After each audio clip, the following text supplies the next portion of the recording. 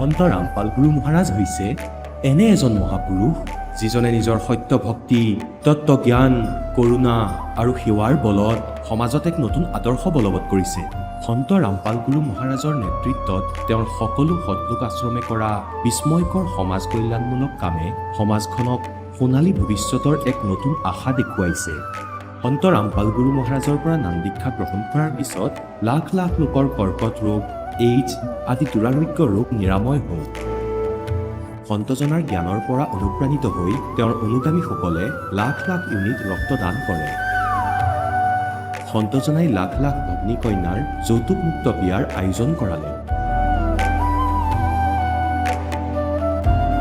সন্তজনাই লাখ লাখ মানুহক ড্ৰাগছ আসক্তিৰ পৰা মুক্ত কৰিলে। কোটি কোটি ধ্বংসপ্ৰাপ্ত পৰিয়াল শান্তিত লাগিল। সন্তজনাৰ আশ্ৰমত সমাৱেশৰ সময়ত বিনামূলীয়া চকুৰ চিকিৎসা আৰু দন্ত চিকিৎসাৰ ব্যৱস্থা কৰা হয়। সন্ত ৰামপাল গুৰু মহাৰাজৰ দ্বাৰা পৰিৱেশ সুৰক্ষাৰ উদ্দেশ্যে সময়ে সময়ে বৃহৎ পৰিসৰত বৃক্ষৰোপণ কৰা হয়। সন্তজনাই আৰ্তজনক তাৎক্ষণিক সকাহ দিবলৈ এম্বুলেন্স সেৱা আৰম্ভ কৰিছে। সন্তজনাই তেওঁৰ অনুগামীসকলক তেওঁলোকৰ শৰীৰ দান কৰিবলৈ অনুপ্ৰাণিত কৰে, যাতে মানৱতাৰ সেৱা আৰু চিকিৎসা ক্ষেত্ৰত উন্নতি কৰিব পৰা যায়।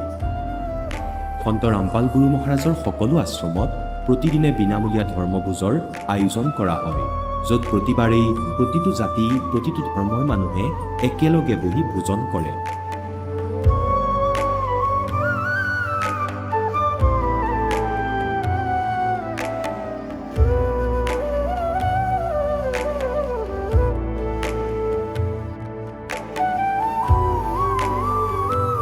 সন্ত ৰামপাল গুৰু মহাৰাজৰ আশ্ৰমত সহস্ৰাধিক বৃদ্ধ বৃদ্ধাই শ্ৰদ্ধা আৰু মৰমেৰে জীৱন যাপন কৰাৰ সুযোগ পায়। তেওঁলোকৰ থকা খোৱাৰ আৰু স্বাস্থ্যৰ সম্পূৰ্ণ দায়িত্ব সন্ত ৰামপাল গুৰু মহাৰাজে বহন কৰে। অনাথ শিশুৰ বাবে সন্ত ৰামপাল গুৰু মহাৰাজৰ সকলো আশ্ৰম বিশেষ বৰদানতকৈ কম নহয়, য'ত তেওঁলোকক শিক্ষা, সংস্কাৰ আৰু ভৱিষ্যতৰ বাবে উন্নত সুবিধা প্ৰদান কৰা হয়। বানপানী, ভূঁইকঁপ বা মহামাৰী যিয়েই নহওক, সন্ত ৰামপাল গুৰু মহাৰাজ আৰু তেওঁৰ অনুগামীসকল সদায় আৰ্তজনৰ বাবে আগৰণুৱা হৈ থাকে। কোভিড মহামাৰীৰ সময়ত সন্ত ৰামপাল গুৰু মহাৰাজৰ আশ্ৰমৰ পৰা কোটি কোটি লোকক খাদ্য, ঔষধ আৰু জীৱন ৰক্ষক সামগ্ৰী যোগান ধৰা হৈছিল। দুখীয়াক সকাহ কৰাই হওক বা যিকোনো শোষিত বা নিপীড়িত শ্ৰেণীৰ অধিকাৰ আৰু মৰ্যাদাৰ বাবে যুঁজ দিয়াই হওক, সন্ত ৰামপাল গুৰু মহাৰাজে সদায় তেওঁলোকৰ সকলো ন্যায্য দাবী চৰকাৰৰ ওচৰলৈ লৈ গৈছে আৰু তেওঁলোকক উপযুক্ত ন্যায় প্ৰদানৰ ক্ষেত্ৰত গুৰুত্বপূৰ্ণ ভূমিকা পালন কৰি আহিছে। সমাজত আধ্যাত্মিক আৰু সামাজিক মূল্যবোধৰ প্ৰতি সজাগতা অনাৰ প্ৰতিটো পদক্ষেপতে সন্ত ৰামপাল গুৰু মহাৰাজ মানৱতাৰ প্ৰকৃত সেৱক হিচাপে প্ৰমাণিত হৈছে। সন্ত ৰামপাল গুৰু মহাৰাজৰ জীৱনে আমাক শিকাইছে যে প্ৰকৃত সেৱা সেইটোহে যিটো নিস্বাৰ্থভাৱে কৰা হয়। আহক আমিও এই মহান সন্তজনৰ এই মহান সেৱাৰ কামত যোগ দিম আৰু সন্ত ৰামপাল গুৰু মহাৰাজৰ পৰা নাম দীক্ষা লৈ আমাৰ জীৱন ধন্য কৰি তোলোঁ।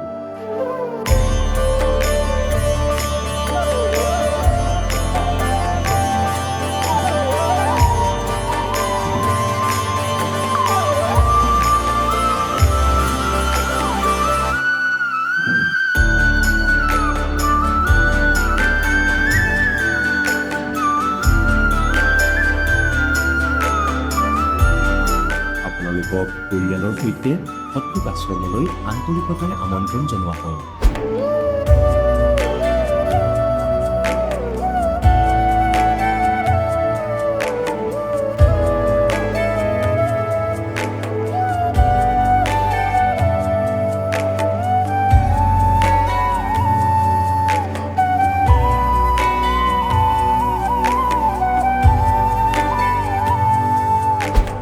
গীতাৰ অধ্যায় 15 শ্লোক 16 আৰু 17ত তিনিজন প্ৰভুৰ উল্লেখ আছে। এই তিনিজন প্ৰভু কোন?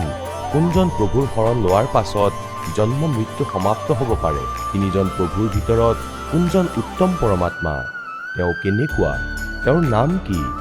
এই সকলোবোৰ গূঢ় ৰহস্য জানিবলৈ নিশ্চয়কৈ শুনিব জগতগুৰু তত্ত্বদৰ্শী সন্ত ৰামপাল গুৰু মহাৰাজৰ মংগল প্ৰবচন, সকলো পবিত্ৰ ধৰ্মৰ পবিত্ৰ শাস্ত্ৰৰ আধাৰত।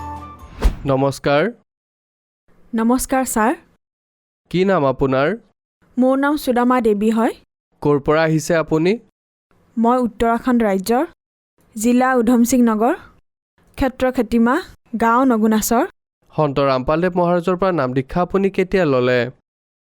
মই 25 অক্টোবৰ 2015 লৈছিলোঁ। কি ভক্তি সাধনা কৰিছিলে আপুনি? সেয়াই যি সকলোৱে আজিকালি আমাৰ সংসাৰত যি ব্ৰহ্মা বিষ্ণু মহেশ্বৰ মন্দিৰলৈ যোৱা বা গুৰুদ্বাৰলৈ যোৱা, যিকোনো ঠাইলৈ মোৰ মনত এইটোৱেই আছিলে, মানে কাৰো প্ৰতি বিৰোধিতা নাছিল। য'তেই যাবলগীয়া হৈছিল, য'লৈ গ'লে মোৰ ভাল লাগিছিল, মই তালৈ গৈছিলোঁ।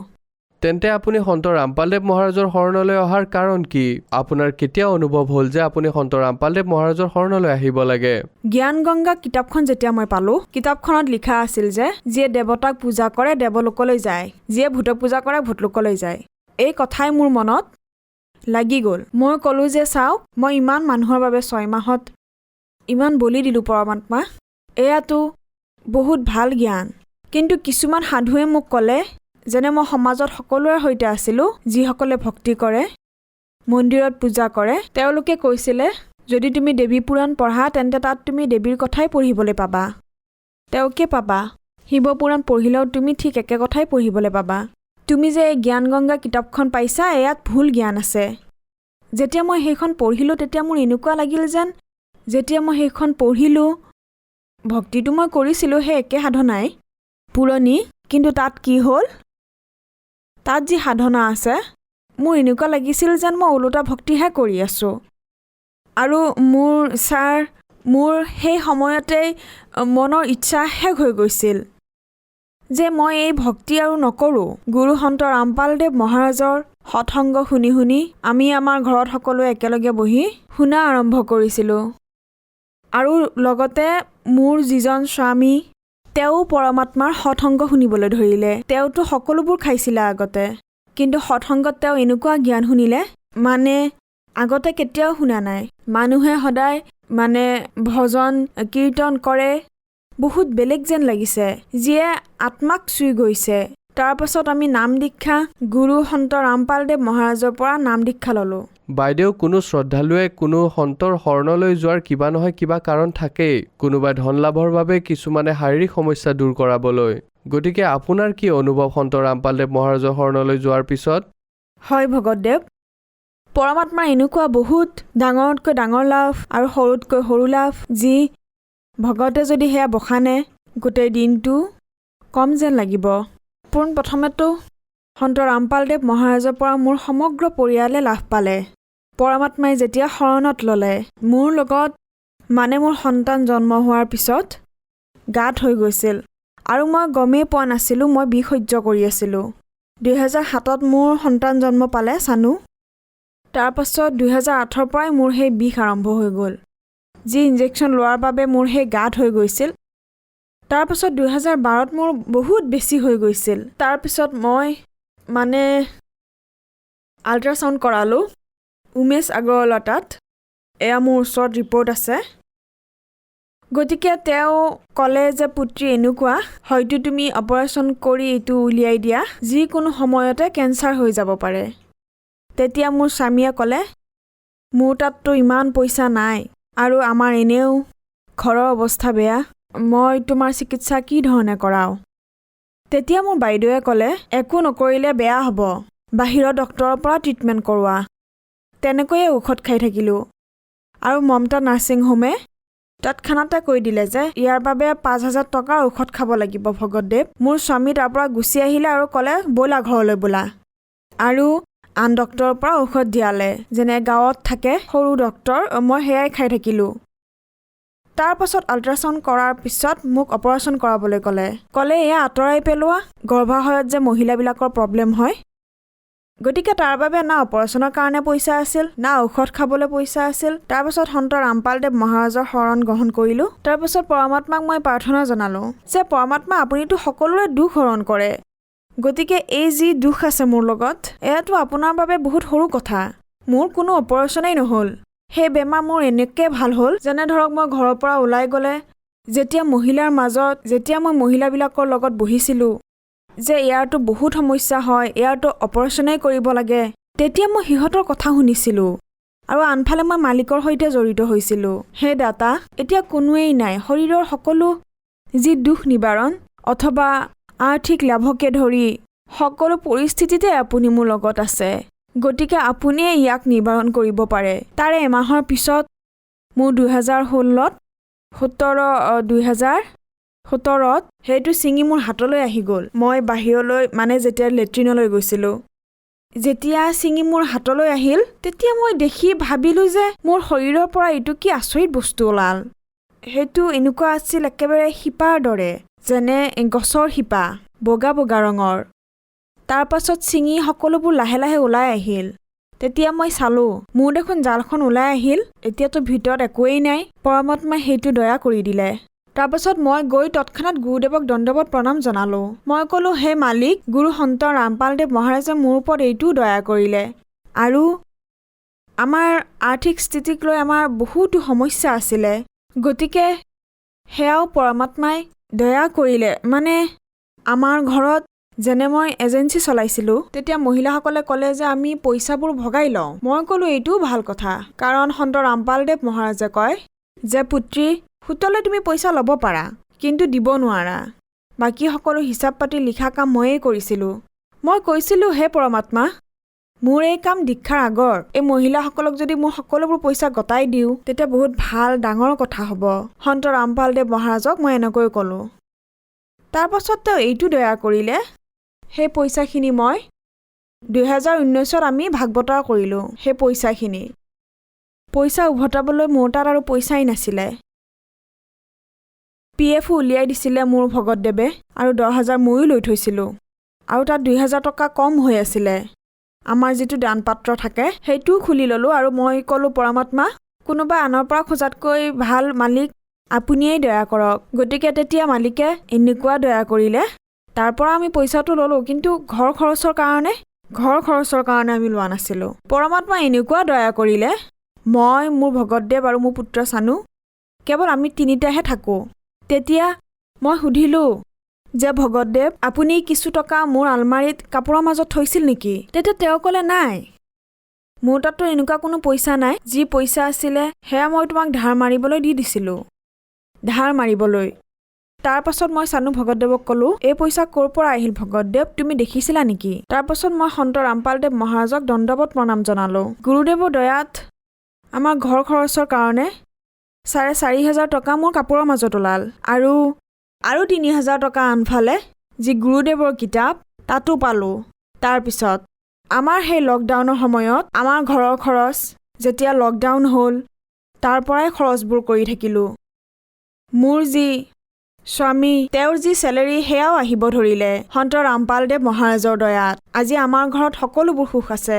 এই দাসীৰ পৰিয়ালৰ সকলোবোৰ সমস্যা সমাধান হৈ গ'ল। মোৰ যি বেমাৰ হৈছিলে, কৈছিলে যে উলিয়াই পেলাব লাগিব। 5 মাহ ধৰি পুত্ৰী তোমাৰ মোৰ পিৰিয়ডছে হোৱা নাছিলে। তাতে যেতিয়া দেখিছিলে টিউমাৰ হ'বলৈ ধৰিছিলে আৰু হৈছিলেও। আৰু আমাৰ যি গৰ্ভাশয়ত যি ডিম্বাণু থাকে সেয়া ক'লা হৈ পৰিছিল, শুকাই গৈছিল। তেওঁলোকে এইটোও কৈছিল তোমাৰ সন্তান নহ'ব। আৰু ডক্তৰে কৈছিল যে এই গৰ্ভাশয়টোৱেই উলিয়াই পেলাব লাগিব, তেতিয়াহে তুমি সুস্থ হৈ থাকিব পাৰিবা। নহ'লে তোমাৰ যিকোনো সময়ত কেঞ্চাৰ হৈ যাব পাৰে। আৰু আনটো কথা কৈছিল, ইয়াৰ অপাৰেশ্যন কৰাবই লাগিব, এই গৰ্ভাশয়টো বাহিৰলৈ উলিয়াই আনিব লাগিব। এইটো কৈছিলে মোক। সন্ত ৰামপালদেৱ মহাৰাজৰ পৰা নাম দীক্ষা লোৱাৰ পিছত মই একো অপাৰেশ্যন নকৰালোঁ। মই আজি সম্পূৰ্ণৰূপে সুস্থ, সম্পূৰ্ণৰূপে। এয়া মোৰ ল'ৰাটোৰ ৰিপৰ্ট। আনন্দ শ্ৰীনন্দ। তাৰ বহুত জ্বৰ হৈছিলে আৰু জ্বৰৰ লগতে বহুত গাত গুটিও ওলাইছিলে। ই আগতে কথা ক'ব পাৰিছিল। সৰুতে মা দেউতা বুলিও মাতিছিলে। মা দেউতা এনেকৈ মাতিবও পাৰিছিলে। তাৰপিছত 3.5 বছৰত তাৰ জ্বৰ বহুত বেছি হৈ গ'ল। জ্বৰৰ লগে লগে বহুত গুটিও ওলালে। আৰু সেই গুটি এনেকুৱা ধৰণে হ'ল এই ল'ৰাটোৱে সি যেতিয়া লেট্ৰিন কৰে তেতিয়াও তেজ ওলাইছিলে। আৰু মুখতো একেবাৰে দৈৰ দৰে ব্লাড। আৰু যেতিয়া মই মুখত আঙুলি ভৰাই দিওঁ তেতিয়া দৈৰ দৰে তেজ ওলাইছিল। ডক্তৰে এনেকৈ কৈছিল, এই যি বেমাৰ হৈছে ইয়াৰ পিছত ই আৰু কথা ক'ব নোৱাৰিব। সন্ত ৰামপালদেৱ মহাৰাজৰ দয়াত আজি মোৰ ল'ৰাটোৱে কথাও ক'ব পাৰে, পঢ়িবও পাৰে। এইটো মোৰ এইটো মোৰ সেইটোৱেই ল'ৰা যাৰ এই বেমাৰটো হৈছিলে আৰু ই কথা ক'ব পৰা নাছিল। আজি মোৰ ল'ৰাটোৱে পৰমাত্মা গুৰু সন্ত ৰামপালদেৱ মহাৰাজৰ কৃপাত কথা ক'বও পাৰে আৰু পঢ়িবও পাৰে। নমস্কাৰ। কি নাম আপোনাৰ? কি ক্লাছত পঢ়ে আপুনি? আপুনি সন্ত ৰামপালদেৱ মহাৰাজৰ পৰা নাম দীক্ষা লোৱাৰ পিছত বহুত লাভ পালে। লাখ লাখ শ্ৰদ্ধালুৱে আপোনাক আজি টিভিত চাই আছে। তেওঁলোকে আপোনাৰ দৰে সন্ত ৰামপালদেৱ মহাৰাজৰ পৰা লাভ ল'ব বিচাৰে, মন্ত্ৰ ল'ব বিচাৰে। কেনেকৈ পাৰিব? চেনেলত সন্ত ৰামপালদেৱ মহাৰাজৰ সৎসংগ আহে। যেতিয়া চেনেলত সৎসংগ চলি থাকে তেতিয়া তলত এটা হালধীয়া শাৰী আহি থাকে। তাতে সকলো মোবাইল নম্বৰ তাৰে হয় যি আমাৰ গুৰুদেৱৰ আশ্ৰমৰ। তাতে আপোনালোকে ফোন কৰি যোগাযোগ কৰি নাম দীক্ষা প্ৰাপ্ত কৰিব পাৰে। ধন্যবাদ। সৎ চাহেব। এতিয়া জগতগুৰু তত্ত্বদৰ্শী সন্ত ৰামপাল গুৰু মহাৰাজৰ সৎসংগৰ মাধ্যমেৰে সেই অদ্বিতীয় আধ্যাত্মিক জ্ঞানৰ বিষয়ে জানি লওঁ, যাৰ মাধ্যমেৰে আপোনালোকেও প্ৰাপ্ত কৰিব পাৰিব এনেকুৱা আধ্যাত্মিক, মানসিক আৰু ভৌতিক সুখ যি এতিয়ালৈকে কেৱল আপোনালোকে মীৰাবাই, ধ্ৰুৱ, প্ৰহ্লাদ আদি কেইজনমান ভক্তৰ জীৱন কথাতহে শুনিছে। এতিয়া শুনক তত্ত্বদৰ্শী সন্তৰ সৈতে শাস্ত্ৰ অনুকূল ভক্তি সৎসংগ, এনেকুৱা অদ্বিতীয় আধ্যাত্মিক জ্ঞান যাৰ প্ৰমাণ আছে সকলো ধৰ্মৰ সকলো পবিত্ৰ শাস্ত্ৰত। যে এতিয়া একো বুজিবই পৰা নাই। ইমানতে কি শুনিলে, এটা মন্দিৰৰ পৰা মাত আহিলে, ভগৱানৰ চৰ্চা হৈ আছিলে। তালৈ যোৱাত মন্দিৰত এজন শিৱৰ পূজাৰী এজন ব্ৰাহ্মণে কথা কৰি আছিলে। মই পিছত গৈ বহিলো। দৰ্শনৰ পিছত সকলোবোৰ শ্ৰোতা গুচি গ'ল, মই তাতেই বহি থাকিলো। ব্ৰাহ্মণে সুধিলে, পুত্ৰ কি কথানো? ক'ৰ পৰা আহিছা? কোন হয় তুমি? তেতিয়া মই মোৰ দুখৰ কাহিনী ব্ৰাহ্মণক ক'লো। পণ্ডিত বৰ দয়ালু আছিল। মোক বুকুত সাৱটি ধৰি ক'লে, ইয়াততো দুখৰ পাহাৰ এনেদৰেই ভাঙি থাকিব। তুমি ভক্তি কৰা পুত্ৰ। ভক্তি কৰিলে ভগৱানে সহায় কৰে আৰু মুক্তি পোৱা যায়। যদি তোমাৰ একো নাই তেন্তে মোৰ লগত থাকা মন্দিৰত। গতিকে তেওঁ মন্দিৰত থাকিবলৈ ধৰিলে। এতিয়া দাসে যি আপোনাক স্পষ্ট কৰিব বিচাৰিছে যে দুই প্ৰকাৰে মানৱ শৰীৰ প্ৰাপ্ত কৰে। এটাটো টাৰ্ণ ৱাইজ 84 লাখ যোনি ভোগ কৰি গাধ, কুকুৰ, গাহৰি হৈ এটা মনুষ্য জীৱন পায়েই, আৰু আনটো পায় পুণ্যৰ বাবে একেলগে বহুবাৰ মনুষ্য জীৱন প্ৰাপ্ত কৰে। গতিকে কাকভূষণৰ যে জন্ম হৈছিলে সেয়া টাৰ্ণ ৱাইজ আছিলে তেওঁৰ। তেওঁ আগৰ জন্মত মনুষ্য নাছিলে। তেওঁ কৈছিলে যে মই ইমান দুষ্ট আছিলো, মই 6 মাহলৈকে সেই মহাপুৰুষৰ ব্ৰাহ্মণৰ লগত থাকিলো। তেওঁ কথা শুনাইছিলে। কথা শুনাই কৈছিলে যে পুত্ৰ দীক্ষা লৈ লোৱা, ভগৱানৰ ভক্তিৰ পৰাহে মুক্তি হ'ব। তেতিয়া মই অৱহেলা কৰি দিছিলো। পিছত চাই ল'ম মহাৰাজ, কিয়নো পৰমাত্মাৰ বাণীত আছে, তুলসী পিছলে পাপ সে হৰিচৰ্চা না ভাৱে, तुलसी पिछले पाप से हरिचर्चा ना भावे, जैसे जबर के बेग से भूख বিদা হৈ যায়। যেনে কাৰোবাৰ যদি জ্বৰ হয়, মেলেৰিয়া হয়, তাক লাগিলে মিঠা গুড়, খিচমিচ, হালোৱা, পুৰি, পায়স, যিমানে সোৱাদযুক্ত ভোজন নিদিয়ক কিয়, জিভাত থোৱাৰ লগে লগে ক'ব তিতা তিতা, মোৰ ভাল লগা নাই খাই। এতিয়া না সেই গুড় তিতা, না হালোৱা আৰু ক্ষীৰ তিতা। সেই জ্বৰে তাৰ অৱস্থা শৰীৰৰ এনেকুৱা বনাই দিলে, যাৰ বাবে তেওঁ সোৱাদযুক্ত বস্তু তিতা যেন অনুভৱ কৰি আছে। এতিয়া যিমানেই চেষ্টা নকৰক কিয় সেয়া সি খাব নোৱাৰে, জিভাত থলেই থুৱাই দিব, তাৰ সাধ্যৰ নহয়। এতিয়া ইয়াৰ বাবে তাক ট্ৰিটমেণ্ট কি দিয়া হ'ব, বিকল্প কি? এতিয়া তিতা বড়ি খাব লাগিব, সি নিবিচাৰিলেও। তাৰ পিছত তাৰ অৱস্থা ভাল হ'ব। গতিকে এই প্ৰকাৰে এইটো তেওঁৰ বাধ্যতা আছিলে তাত থকাটো, সেই কাকভূষণৰ। আন কোনো উপায় নাছিল, ক'তো ৰুটি নাছিলে। তাত যিহেতু ৰুটি পাই আছিলে, তেওঁ থাকিলে সেই সন্তৰ লগত, কিন্তু তেওঁৰ অন্তৰত সেই ভগৱান নামৰ মিঠা গুড় সমাৱেশ হ'ব পৰা নাছিল। ছমাহলৈকে তেওঁৰ লগত থাকিলে। তাৰ পিছত এদিন গৈ তেওঁ দীক্ষা ল'লে। এতিয়া কালৰ জাল ইমান ভয়ংকৰ যে ব্ৰাহ্মণ বৃদ্ধ হ'ল। তেওঁ যুৱক আছিল। 6 মাহ এবছৰত গুৰুদেৱে যি কথা শুনাইছিলে সি সকলো মুখস্থ কৰি ল'লে। পণ্ডিতৰ এবচেঞ্চত তেওঁ কথা শুনাবলৈ ধৰিলে। গতিকে যিমানবোৰ শ্ৰোতা আহিছিল সকলোৱে তেওঁৰ প্ৰশংসা কৰিছিল যে বাহ ভাই বাহ, আচৰিত কৰি দিলা, আপুনিতো পণ্ডিততকৈও ভালদৰে কথা শুনাব পাৰে, আপোনাৰ মাতটোও বৰ সুৰীয়া। তেতিয়া সি ক'লে, ইয়াৰ পৰা পুণ্যাত্মাসকল আপোনালোকে মাইনাছ পইণ্ট, যি ফাউল পইণ্ট আপোনাৰ ভক্তিৰ, এইটো জানিব যে আমি ক'ত ঠগ খাই আছো। এতিয়া প্ৰশংসাৰ পাত্ৰ হোৱাৰ বাবে তাৰ মনত অহংকাৰ আহিল। মনে মনে ফুলিব ধৰিলে তেওঁ। আৰু আমাৰ এই মাৰ্গত আমি ইয়াত দুখী হওঁ। কোৱা হয়, ৰাজ তজনা সহজ হে সহজ তৰিয়া কা নে और মান বঢ়াই ঈৰ্ষা দুৰ্লভ তজনাই। এতিয়া তেওঁৰ প্ৰশংসা গোটোৱাৰ বেমাৰ লাগি গ'ল। এদিন গুৰুদেৱ আহিল নিজৰ পূজা পাঠ কৰিবলৈ। ঘৰৰ পৰা আহিছিল তেওঁ, ইনচাৰ্জ বনাই থৈছিল তেওঁ। আৰু তেওঁ বহি আছিলে প্ৰশংসকসকলৰ লগত। 20-30 জন ভগত বহি আছিলে, ভগতমতী বহি আছিল। তেওঁ চৰ্চা শুনাই আছিল। গুৰুদেৱ আহিল আৰু যিসকল ভগত আছিল সকলোৱে তেওঁৰ প্ৰশংসক হৈ পৰিল। সেইবাবে সেইদিনা তেওঁ থিয় হৈ গুৰুদেৱক সৎকাৰ নকৰিলে, বহি বহিয়ে এবাৰ চালে। আৰু মনত এইটো চলি আছিল যে যদি মই উঠো, থিয় হ'লে মোৰ অপমান নহ'ব জানো শ্ৰোতাসকলৰ সন্মুখত। তাৰ মনত এইটো দুখ আহিল। কিন্তু সন্তই এয়া ধ্যান নিদিলে। পূজাৰ কথা ভাবি ভাবিয়ে ওচৰেৰে পাৰ হৈ গ'ল, মন্দিৰত সোমাই গ'ল। বাকী সকলো বাহিৰত বহি আছিল, বাৰাণ্ডাত। তাৰ পিছত আকাশবাণী হ'ল। ভগৱান শংকৰৰ পূজাৰী আছিল সেই ব্ৰাহ্মণ। ভগৱান শংকৰে আকাশবাণী কৰিলে যে সেই ধূৰ্ত, তুমি নিজৰ গুৰুৰ অনাদৰ কৰিছা, তোমাক 1 লাখ বছৰলৈকে নৰকত পেলাই দিয়া হ'ব। এই আকাশবাণী গুৰুদেৱে শুনিলে। এতিয়া পুণ্যাত্মাসকল কবিৰদেৱে কয়, বহুতাই প্যাৰা বালক বাকা উসছে বঢ়কৰ শিষ গুৰুও কা। এতিয়া পিতাই পুত্ৰ পুত্ৰীক বৰ মৰম কৰে।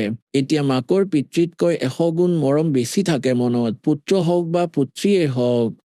এতিয়া ইয়াত লগতে এইটো সিদ্ধ হয় যে গুৰুদেৱে নিজৰ শিষ্যক সেই মাকতকৈও 100 গুণ বেছি ভাল পায়, যাতে তেওঁৰ কল্যাণ হওক। কিয়নো তেওঁ ভৱিষ্যতৰ কথা জানে যে যদি এই ভক্তিত সফল নহয় তেন্তে কিমান কি প্ৰলয় আহিব পাৰে। গতিকে সেইবাবে সেই ভৱিষ্যতৰ দুখৰ কথা জানি আপোনাক ইমান মৰম দিয়ে যাতে ভক্তিত আপোনালোক জড়িত হৈ থাকক। আৰু ইমান মোহিত কৰি দিয়ে যাতে ভৰি পিছল নাখায়, যাতে ভৱিষ্যত বিনাশ নাহক আৰু দুৰ্গতি নহওক এই বালকৰ।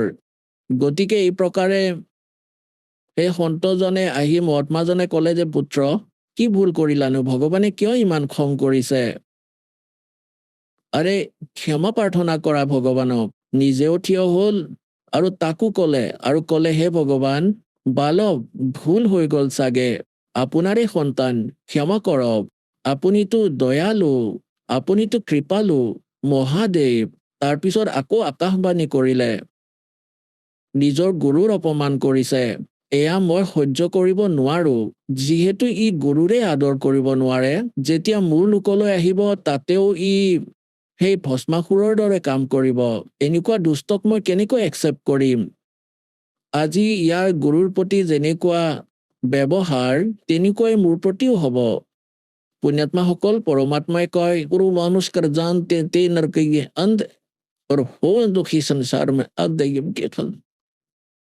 পৰমাত্মাই আপোনাৰ ট্ৰায়েল লয় যে যদি এই দাসৰ স্থানত মই থাকিলো হয়, তেতিয়া এই সন্মুখৰ জনে মোৰ লগত আজি তেওঁৰ লগত যেনেকুৱা ব্যৱহাৰ কৰি আছে তেনেকৈ মোৰ লগতো কৰিব।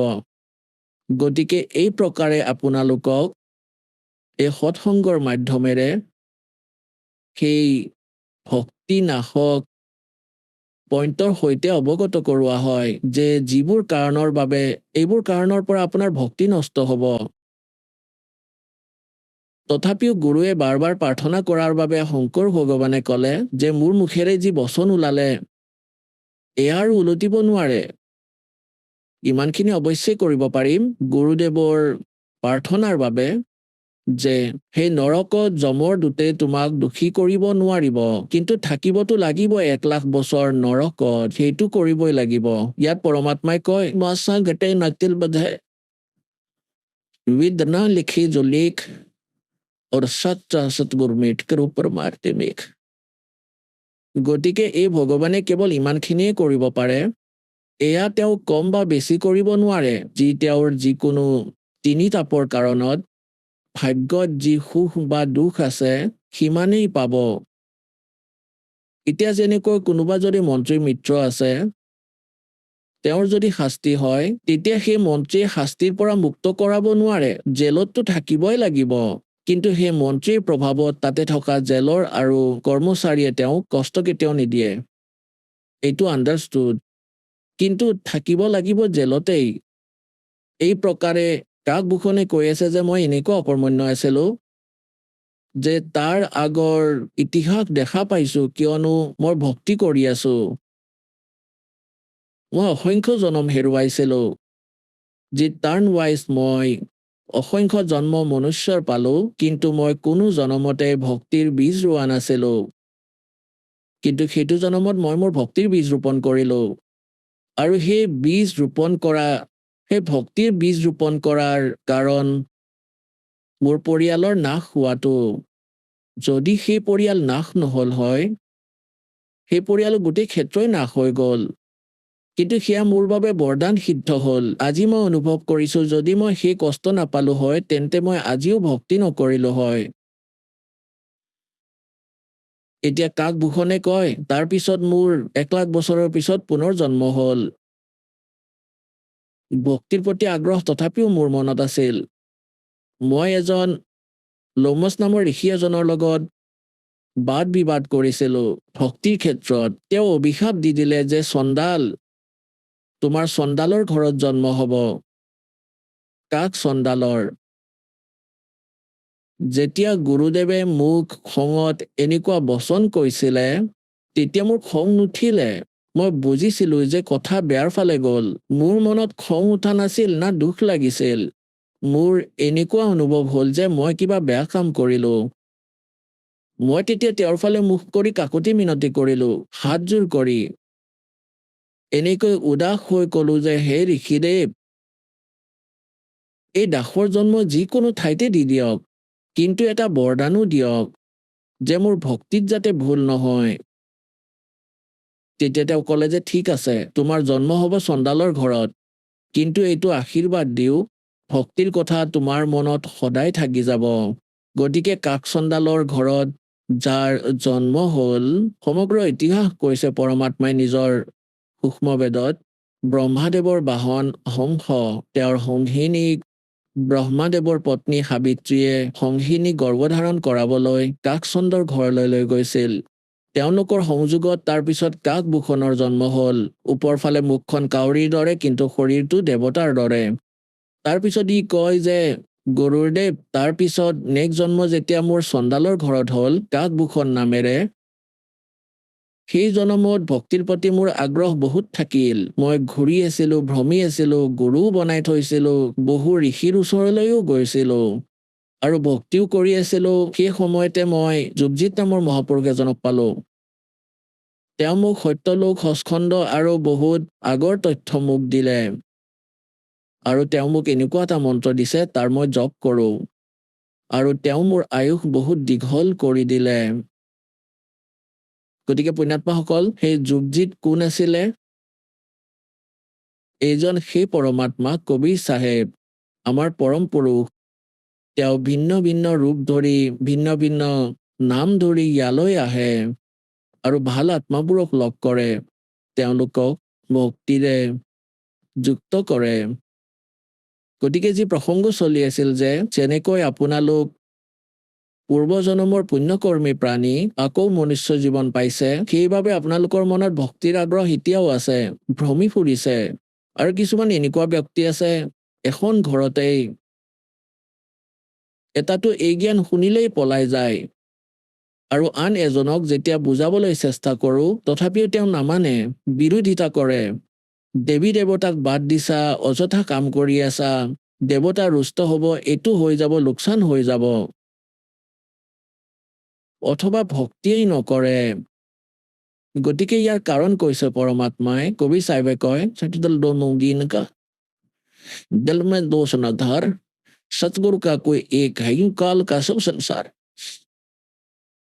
যেনেকৈ কুলি যে আছে, কুলিয়ে নিজে বাহ বনাই বেলেগকৈ কণী নাপাৰে, কিয়নো যদি বেলেগকৈ কণী পাৰে তেন্তে কাউৰীয়ে সেই কণী খাই পেলায়।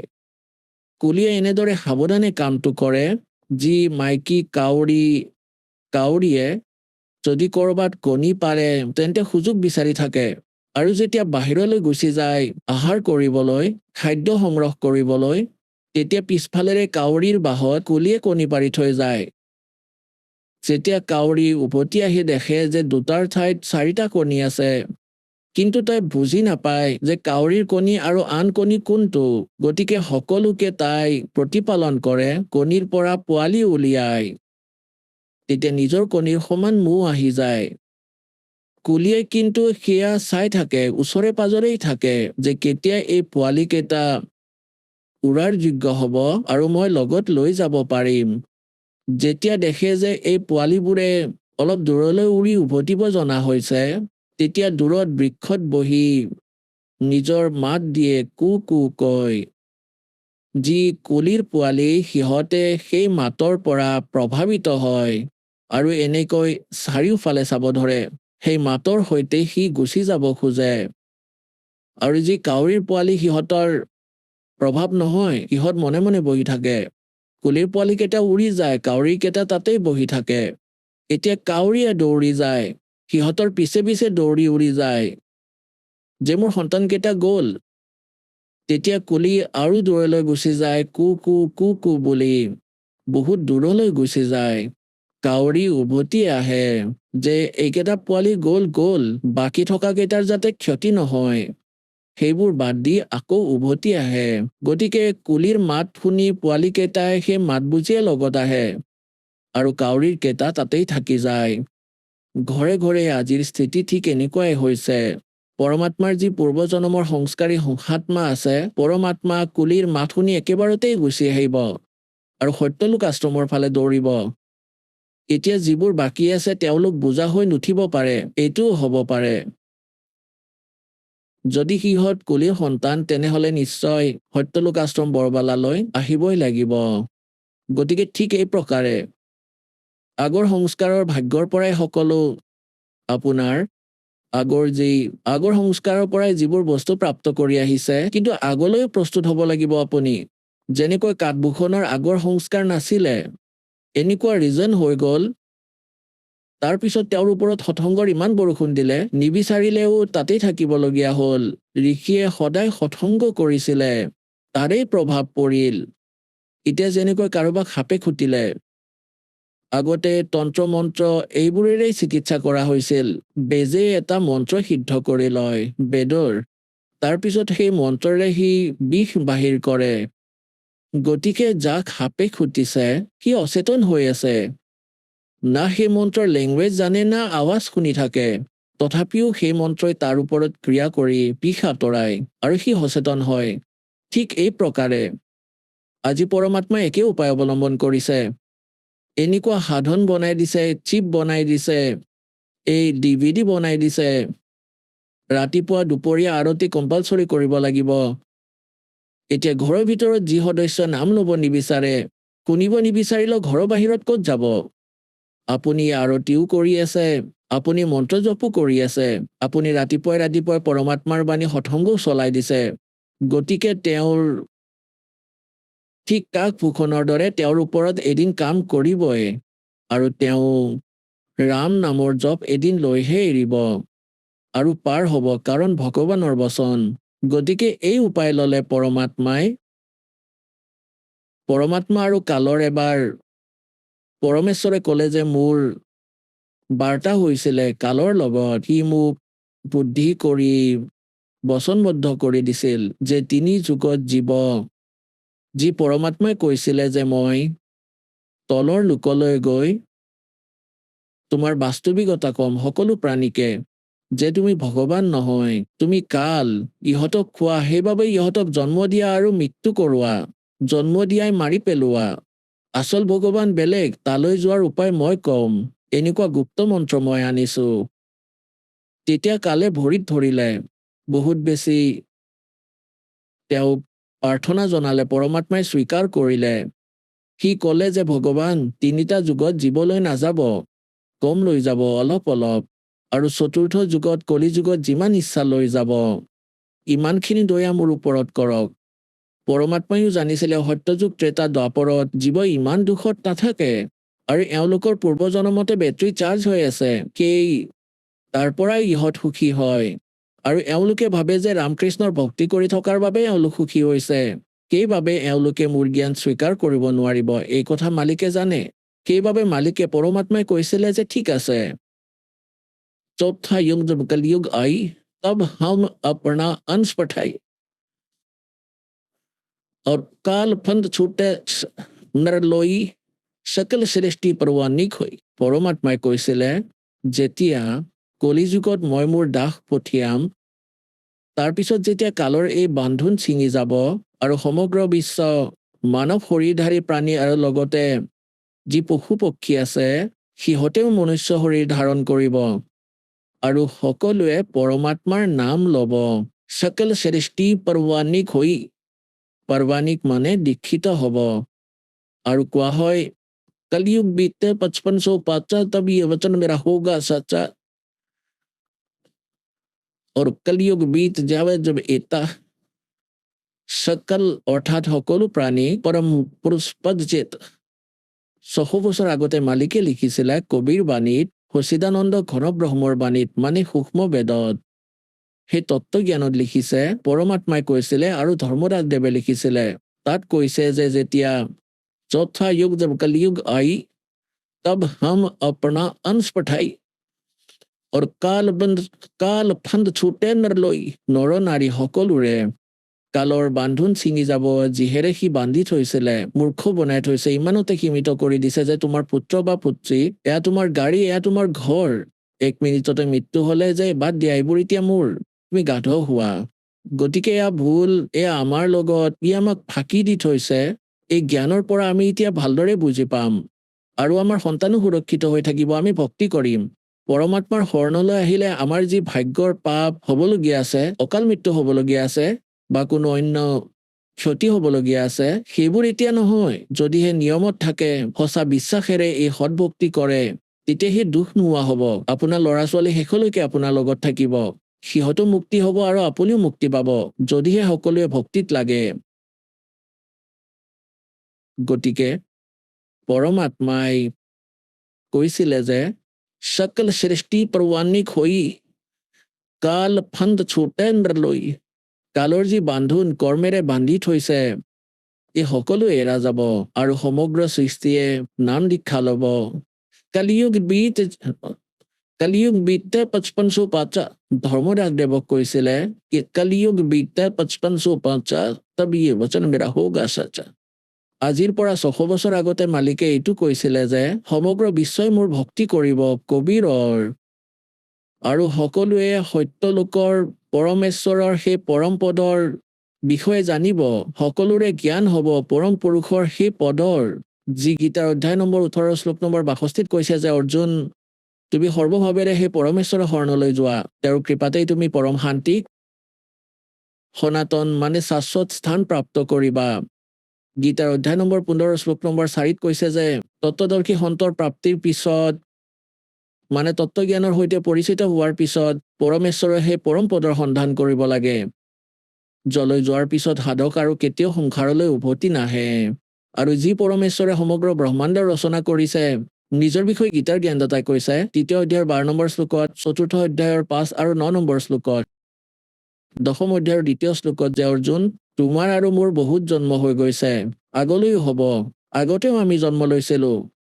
সেইবাবে কৈছে অৰ্জুন, তুমি সৰ্বভাৱেৰে সেই পৰমেশ্বৰৰ শৰণলৈ যোৱা, যাৰ কৃপাত তুমি পৰম শান্তিক সনাতন পৰম ধাম প্ৰাপ্ত কৰিবা। গতিকে ইয়াত কৈ আছে পৰমেশ্বৰে कि कलयुग बीत जावे जब एता 5505 বছৰ और तब सकल प्राणी उस परम पुरुष के परम पद चेता পৰমেশ্বৰৰ সেই পৰম পদৰ বিষয়ে সকলোৱে জানিব কিবা সত্য লোক সচখণ্ড আছে য'ত আমি আছিলো আগতে যলৈ যাব লাগিব তো জনা আশা তাবাসা হৈ মন কৰম বচন সুমৰীয় চৈ গতিকে যি প্ৰসংগ চলি আছে আমি তালৈ আহো এতিয়া আপোনালোকৰ যি পূৰ্বজন্মৰ সংস্কাৰ যাৰ কাৰণে আপোনালোকে ভক্তিৰ প্ৰতি আগ্ৰহ দেখুৱাই আছে আপোনালোকৰ দুৰ্ভাগ্য যে সেই নকলি সন্তবোৰৰ ওচৰলৈ গুচি গ'ল গতিকে পৰমাত্মাই কৈছিলে যেতিয়া কলিযুগৰ 5505 বছৰ অতিক্ৰম হ'ব তেতিয়া সকলো পন্থ আৰু সকলো যিমানবোৰ ধৰ্ম নিজৰ তেওঁলোকৰ ধৰ্মগুৰু বৰ্তমানৰ গুৰুৰ যিবোৰ জ্ঞান আছে সেইবোৰ শুনে শেষ কৰিব তেওঁলোকৰ বহুত ডাঙৰ ডাঙৰ কিতাপো হৈ যাব তাৰ পিছত মোৰ দাস যাব আৰু সেই সদগ্ৰন্থবোৰকে যিবোৰ সদগ্ৰন্থৰ ওপৰত প্ৰত্যেক মানৱ আধাৰিত যিয়ে যি ধৰ্মৰ নহওক কিয় তাৰ পৰাই যথাৰ্থ জ্ঞানৰ সৈতে তেওঁলোকক পৰিচয় কৰাই দিব সেইবাবে পৰমাত্মাই পোনপ্ৰথমে আপোনালোকৰ বাবে এই ইনষ্ট্ৰুমেণ্টবোৰ বনালে প্ৰজেক্টৰ বনালে টিভি চেনেল বনালে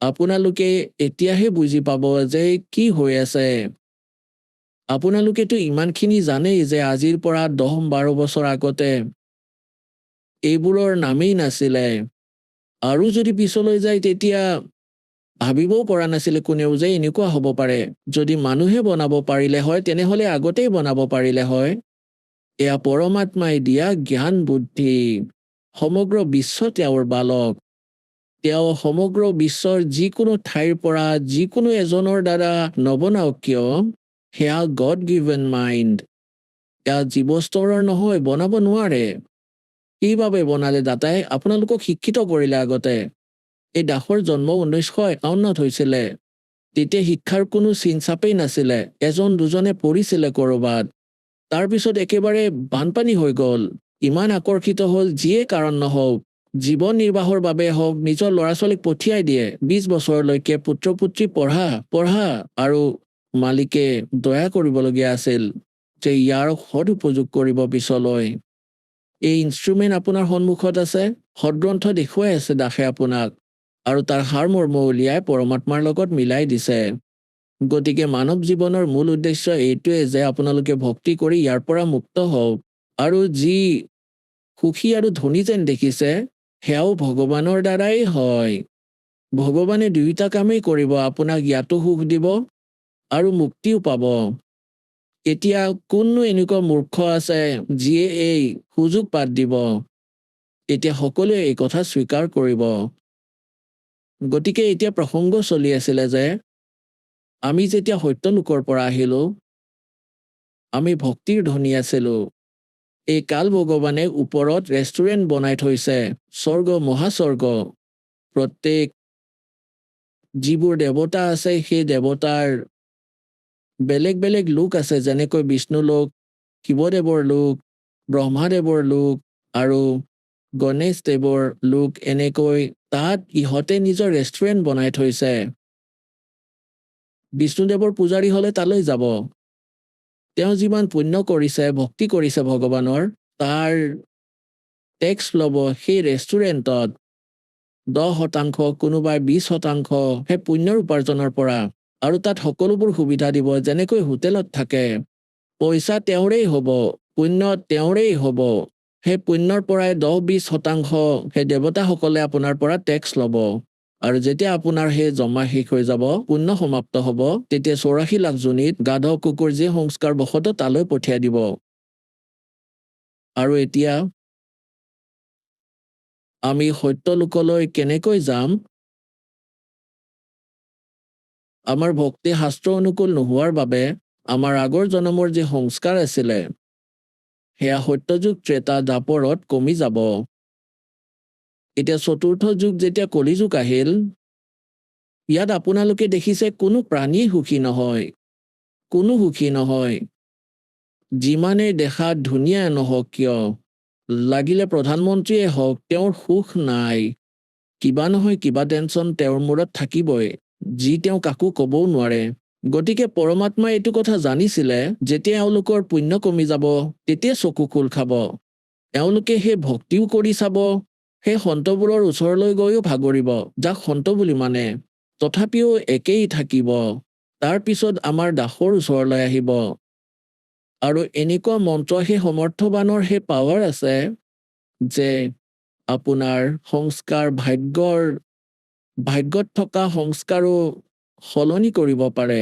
মাছা ঘটে নাতিল বধে वेदना लिखे जो लेख और सच्चा सतगुरु मिट के ऊपर मार दे बेख। এতিয়া সৎগুৰু নোপোৱাৰ বাবে বেদ पूछ को पंडित पकड़े बादो नदी बिहंगा गरीब दास वो भव जल डूबे जिनको नहीं साध सत्संगा। कबीर इस संसारे को समझाऊं के बारे ये पूछ पकड़ के बेड की और उतरा चाहे पारे। সাধনা নকলি কৰি আছে আৰু অপেক্ষা কৰি আছে সুখ মুক্তি পোৱাৰ বাবে। কয় संशय शोक सराय में सूतक दिन राती और जीवित जग में जूती पड़े फिर जम तोड़े छाती। সত্য সাধনা নকৰাৰ বাবে সদায় আপোনাৰ সংৰক্ষণ হৈ থকা সুখ আৰু দুখ সদায় হৈয়ে থাকিব। আৰু জীৱত জগ মে জুতি পৰে, ইয়াত বিভিন্ন কষ্ট ভুগিব। আৰু ফিৰ জম তোড়ে ছাতি, জমৰ দুটে পিছলৈ বহুত দুখী কৰিব, যিয়ে সৎ সাধনা কৰা নাই। আহক আমি এতিয়া সেই শ্ৰদ্ধালুসকলৰ অনুভৱবোৰ জানো, যিসকলে জগতগুৰু তত্ত্বদৰ্শী সন্ত ৰামপাল গুৰু মহাৰাজৰ পৰা দীক্ষা প্ৰাপ্ত কৰিছে তথা তেওঁ কোৱা ভক্তি মাৰ্গ এওঁলোকে অৱলম্বন কৰি আছে। নমস্কাৰ। নমস্কাৰ ছাৰ, সৎ চাহেব। আপোনাৰ শুভ নামটো? মোৰ নাম ইলাৰাণী বসুমতাৰী। আপুনি ক'ৰ পৰা আহিছে? মই জিলা শোণিতপুৰ, অসমৰ পৰা আহিছোঁ। আপুনি সন্ত ৰামপাল গুৰুমহাৰাজৰ পৰা নাম দীক্ষা কেতিয়া লৈছিল? মই সন্ত ৰামপালজী মহাৰাজ পৰা নাম দীক্ষা জানুৱাৰী 12, 2020 মই নাম দীক্ষা সন্ত ৰামপালজী মহাৰাজৰ পৰা মই লৈছিলোঁ। তেখেতৰ পৰা নাম দীক্ষা লোৱাৰ আগতে আপুনি অন্য কিবা ভক্তি সাধনা কৰিছিলনে? মই আমাৰ এই পৰম্পৰা যোনটো আমাৰ হিন্দু সমাজত মানি আহিছিলে, চব দেৱী দেৱতাক পূজা কৰিছিলোঁ আৰু মই বিষ্ণু শৰণ লৈছিলোঁ। তাৰপিছত মই এইটো ভক্তি কৰি আছিলোঁ। আপুনি যিহেতু আপোনাৰ হিন্দু সমাজত প্ৰচলিত পৰম্পৰাগত যিবিলাক ভক্তি সাধনা আছিলে সেই আটাইবিলাক আপুনি কৰি আছিলে, তেনে ক্ষেত্ৰত আপুনি সন্ত ৰামপাল গুৰুমহাৰাজৰ শৰণলৈ কেনেকৈ আহিব লগা হ'ল? মই এইগিলা ভক্তি কৰি মই একোৱে লাভ পোৱা নাছিলে। আমাৰ মালিকে মোক চাকৰি থাকোঁতে, আপোনাৰ মানুহজনে কি চাকৰি কৰিছিল? আমাৰ মালিকে আৰ্মি চাকৰি কৰিছিলে, এই কাশ্মীৰত আছিলে। তাৰপিছত আমাক ঘৰত আহি ফালে লৈ গৈছিলে ঘৰৰ সুখ শান্তিৰ কাৰণে। তাতে বিষ্ণু মাতা মন্দিৰ আছে, বৈষ্ণৱ বাবা আছে, তাতে বল যাং, তাতে বোলে গ'লে চব ঘৰৰ শান্তি হয়, সুখ হয়, বহুত পৰা লাভ হয় বোলে। আমাক তাতেও লৈ গৈছিলে। সেই সাধনাৰ দ্বাৰা আপোনাৰ কিবা লাভ হৈছিল নে? আপোনাৰ মানুহজনে যি হাজবেণ্ডে যিবিলাক আপোনাৰ মন্দিৰ কাষলৈ নিছিলে তাৰ কিবা লাভ হৈছিল নে? মইতো ইয়াৰ পৰাতো একো লাভ পোৱা নাই। বহুত এনেকুৱাই ওচৰ মন্দিৰ আছে, তাতেও মই গৈছিলোঁ। দুৰ্গা পূজাটো মই ব্ৰত ৰাখিছিলোঁ। যিকোনো দেৱী দেৱতা মই দিন ৰাত এনেকুৱাই পূজা কৰিছিলোঁ। মই 3টা ৰাতি উঠি ফালে পোৱালীকেইটা মই জগাই ফালে মই গা চা ধুৱাই সিহঁতক মই ওচৰত থকা দুৰ্গা পূজা কৰাত তাতে লৈ গৈ মই সিহঁতকো লৈ গৈ পূজা কৰিছিলোঁ। তথাপিও মোৰ যোনটো মই সুখ বিচাৰি আছিলে অন্তৰাত্মাত, মই এই সুখ শান্তিটো মই জীৱনত পোৱা নাছিলে। পিছত আপুনি সন্ত ৰামপাল গুৰুমহাৰাজৰ শৰণলৈ কেনেকৈ আহিব লগা হ'ল? মই এনেকুৱা দিন ৰাত মই এনেকুৱাই ভগৱানক বিচাৰি থাকোঁ। যোনে যি কয় ভগৱানৰ কথা কোনোবা ক'লে মই ইয়াতে বেছি আগ্ৰহ আছিলে। কোনোবা ভিখাৰী মানুহ আহিলে সিহঁতক কেনেকুৱা মই খুৱাম, কেনেকুৱা আদৰ কৰিম, কি দিম, এইগিলা বহুত আদৰ আছিলে। মই যেনেকুৱা ভগৱান বিচাৰি আছোঁ, এনেকুৱাই আমাৰ ঘৰৰ ওচৰত লক্ষেশ্বৰ বসুমতাৰী নাম এজন আছিলে। ই নাম দীক্ষা লৈ আহিছিলে। নাম দীক্ষা লোৱা আগতে আমাৰ এই মানুহজনে ঘৰত ছুটিত আহিছিলে। ময়ো কৈছিলোঁ সিহঁতৰ লগতে তয়ো যা, কিবা ভগৱান ওলাইছিলে বোলে, কিবা সুখ শান্তি পাব চাগৈ। মই কিবাটো মই এনেকুৱা কিবাতে মই থাকি আছিলোঁ যে মই সুখ শান্তিৰ কাৰণে তাকো মই কৈছিলোঁ যা তয়ো কিবা এটা সুখ শান্তি পাব চাগৈ কিবা এটা ওলাইছে বোলে ভগৱান ওলাইছে বোলে তাতে যা বোলে মই তাক কৈছিলোঁ মানে তাৰপিছত হেঁতে আহি ফালে ক'লে যে মাছ মাংস খাব নাপায় তামোল পাণ চাদা বিড়ি চিগাৰেট খাব নাপায় তেতিয়া মই অন্তৰত মই লাগিলোঁ হে ভগৱান তাক যে মই কৈছিলোঁ মোৰ বহুত দুখিত হ'লো হয় এতিয়া যে এনেকুৱা নাম দীক্ষা ল'লেতো আমাৰ ঘৰত তামোল পাণ খাব নোৱাৰিব মাছ মাংস খাব নোৱাৰিব মানুহ আহিলে আমাক মানুহক কেনেকুৱা সন্মান কৰিলে হয় এইগিলা কিবাটো আজি তইহে বাচালে বোলে মই অন্তৰত মানে ভাবিলোঁ মানে পিছত আপুনি সন্ত ৰামপাল গুৰুমহাৰাজৰ পৰা শৰণ কেনেকৈ ল'ল মই এনেকুৱায়ে লক্ষেশ্বৰ দাসৰ পৰা মানে অলপ সৎসং শুনিলোঁ সিহঁতৰ ঘৰত গৈ ফালে সৎসং শুনিলোঁ প্ৰাৰ্থনা শুনিলোঁ মই আৰু সিহঁতৰ যেনেকুৱা প্ৰাৰ্থনা দিয়ে দিনত 3 বাৰ ৰাতিপুৱা দুপৰীয়া তাৰপিছত সন্ধিয়া সিহঁতৰ প্ৰাৰ্থনা দিয়ে এইটো মই দিন ৰাত মানে প্ৰাৰ্থনাটো মই শুনি থাকোঁ তাৰ লগে লগে মই প্ৰাৰ্থনা মই নিজেও কৰোঁ আৰু সিহঁতে কোৱাৰ লগে লগে কিবা এটা মোক মানে কৈছিলে কবিৰ চাহেব নাম দীক্ষা নলোৱা আগতে মই মানে তাক মানে পূজা কৰি আছিলোঁ মানে মই নাজানে তথাপিও তাৰ নামো লৈ আছিলোঁ মই মানে পিছত আপুনি সন্ত ৰামপাল গুৰুমহাৰাজৰ পৰা নাম দীক্ষা ক'ত লৈছিল মই সন্ত ৰামপালজী মহাৰাজৰ নাম দীক্ষা আমাৰ ওচৰতে আছে হেলেমত তাতে নাম দীক্ষা কেন্দ্ৰ আছে তাতে আমাৰ চবে ঘৰৰ পৰিয়াল জমা গৈ তাতে আমি নাম দীক্ষা লৈ আহিলোঁ আৰু আমি বিভিন্ন ছ'চিয়েল মিডিয়া প্লেটফৰ্মত আপোনালোকৰ গুৰু সন্ত ৰামপাল গুৰুমহাৰাজৰ ভক্তসকলৰ যেতিয়া অনুভৱ শুনো তেওঁলোকে মত ব্যক্ত কৰে যে তেখেতৰ পৰা নাম দীক্ষা লোৱাৰ পিছতে বিভিন্ন প্ৰকাৰে লাভ পায় আপুনি সন্ত ৰামপাল গুৰুমহাৰাজৰ পৰা নাম দীক্ষা লোৱাৰ পিছত কেনেধৰণৰ লাভ পাইছে হয় মই বহুত সন্ত ৰামপালজী মহাৰাজৰ পৰা নাম দীক্ষা লোৱাৰ পৰা মই বহুত লাভ পালোঁ মই গণিব নোৱাৰা লাভ পালোঁ আৰু মই বিশ্বাস কৰোঁ আমাৰ পৰমাত্মায়ে জীৱন থকালৈকে আমাক এনেকুৱাই লাভ দিব মই মানে 100% পৰমাত্মাক মই বিশ্বাস কৰোঁ মোৰ এনেকুৱা মই নাম দীক্ষা নলোৱা আগতে মই এক্সিডেণ্ট হৈ নিজে পোৱালীক মই স্কুলত থৈ আহিছিলোঁ অহাৰ পিছত মই ৰাস্তাৰ মাজতে মই পৰি ফালে মই নিজে উঠিছোঁ তাৰপিছত ঘৰত আহি লাহে লাহে হাতটো মানে ডাঙৰ হৈ ফুলি গ'লে তাৰপিছত এনেকুৱাই 2-3 মাহ 4 মাহ এনেকুৱা হৈ গ'ল মোৰ মানে হাতটো বিষাই থাকে তলত বিষাই থাকে হাড়দিত বিষাই থাকে মই ভাবি থাকোঁ মানে এইটো এক্সৰেহে কৰিব লাগিব না কি না এনেকুৱা মনত মই অন্তৰত ভাবি আছিলোঁ যেতিয়া মই সন্ত ৰামপালজী মহাৰাজৰ শৰণত মই আহিলোঁ লাহে লাহে এনেকুৱা গুৰুজী নাম দীক্ষা লোৱাৰ পিছত মই কেনেকুৱা মই ভাল হৈ গ'ল এনেকুৱা অন্তৰ্যামী পৰমাত্মা হে বন্দীশ্বৰ তই কেনেকুৱা যে ভাল কৰিলে মই আজিলৈকে মই অনুভৱ কৰিব পৰা নাই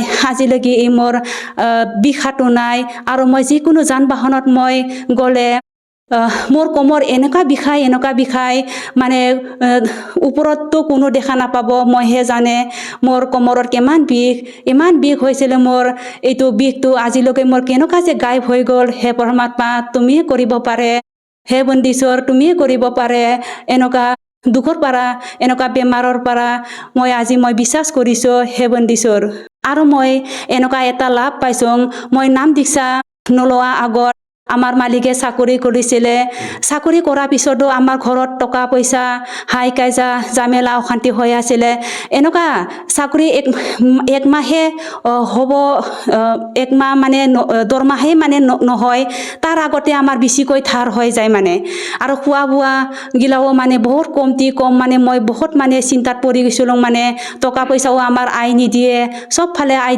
নিদিয়ে মানে মই সুদৰ ধাৰ ল'ব লগা হৈছিলে মই যিমানখিনি মাহৰ দৰমহা আহে এইটোও মানে মোৰ মানে সম্পূৰ্ণ নহয় আৰু লগে লগে মোৰ ধাৰে হয় এনেকুৱা মই মানে দুখত পৰিছোঁ ইয়াৰ পৰা আজি মই সন্ত ৰামপালজী মহাৰাজ চৰণ আহি ফালে মোৰ এনেকুৱা লাভ পালোঁ আজিলৈকে মোৰ না টকা পইচা কমি না খোৱাৰ বোৱাৰ কমি না বেমাৰৰ না গাহৰ দেহাৰ পৰা কমি মোৰ চব ফালে লাভে লাভ হৈ আছে হে পৰম পিতা যিহেতু আপুনি জনালে যে আপুনি সন্ত ৰামপাল গুৰুমহাৰাজৰ পৰা নাম দীক্ষা লোৱাৰ পিছতে বিভিন্ন প্ৰকাৰে লাভ পালে এইটো কেনেকৈ সম্ভৱ এনেকুৱা আমাৰ সন্ত ৰামপালজী মহাৰাজে আমাৰ সৎ ভক্তি সৎ সাধনা সৎ মন্ত্ৰ দি ভক্তি কৰাই আৰু আমি মৰ্যাদাত থাকি ফালে আমি ভক্তি কৰোঁ তাৰ কাৰণে আমি এইগিলা চব লাভ পাইছোঁ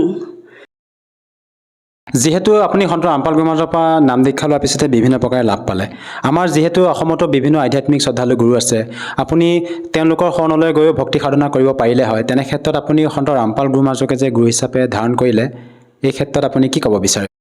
এই ক্ষেত্ৰত মই সদৰামপালজী মহাৰাজ মানে আমাৰ বিশ্বত মাত্ৰ এটাই গুৰু পৰমাত্মা হয়।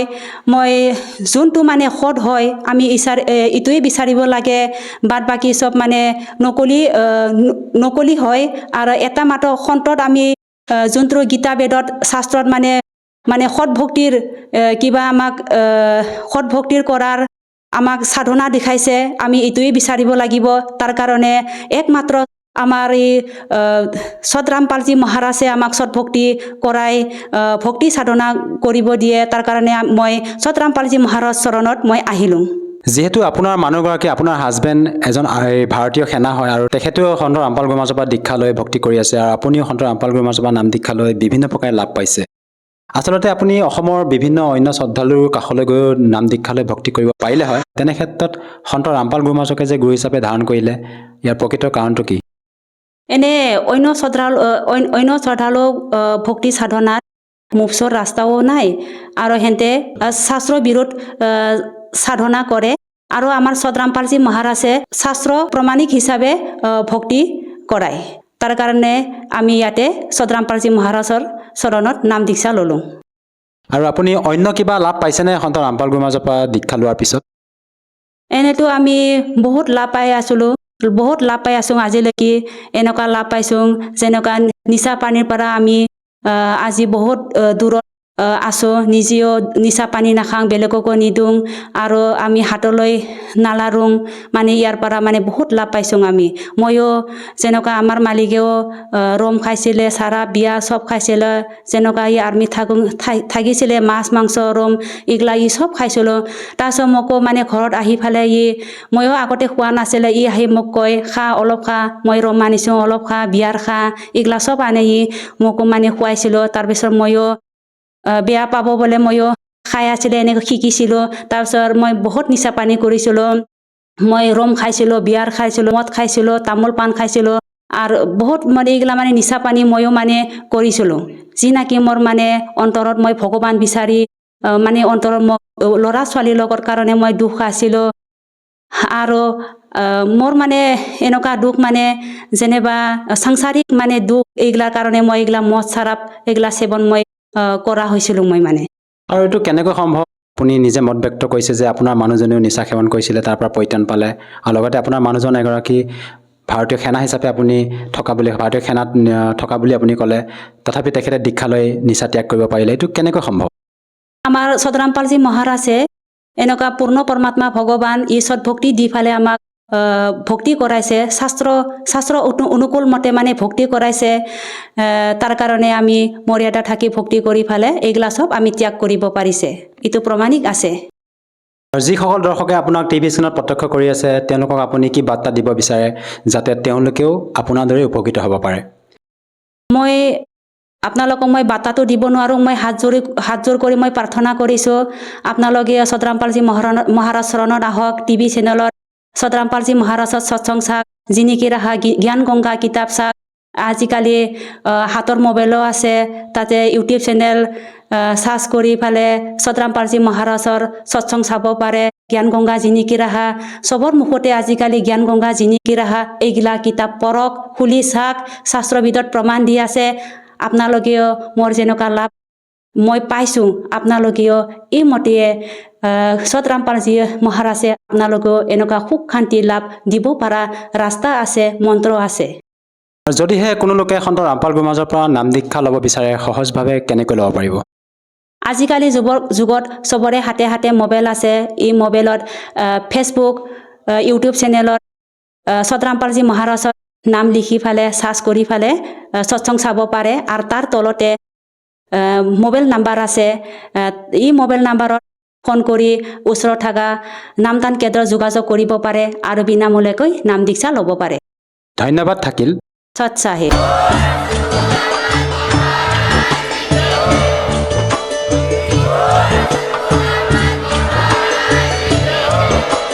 আপুনি শুনি আছিলে জগতগুৰু তত্ত্বদৰ্শী সন্ত ৰামপাল গুৰু মহাৰাজৰ মংগল প্ৰবচন। অধিক জানিবৰ বাবে ভিজিট কৰক www.jagatgururampalji.org। সন্ত ৰামপাল গুৰু মহাৰাজৰ শুভ আশীৰ্বাদত সমগ্ৰ বিশ্বতে 500তকৈও অধিক নাম দীক্ষা কেন্দ্ৰ আছে, য'ত সন্ত ৰামপাল গুৰু মহাৰাজৰ দ্বাৰা বিনামূলীয়াকৈ নাম দীক্ষা দি থকা হৈছে। আপোনাৰ ওচৰৰ নাম দীক্ষা কেন্দ্ৰৰ ঠিকনা জানিবলৈ সম্পৰ্ক কৰক 7082208528।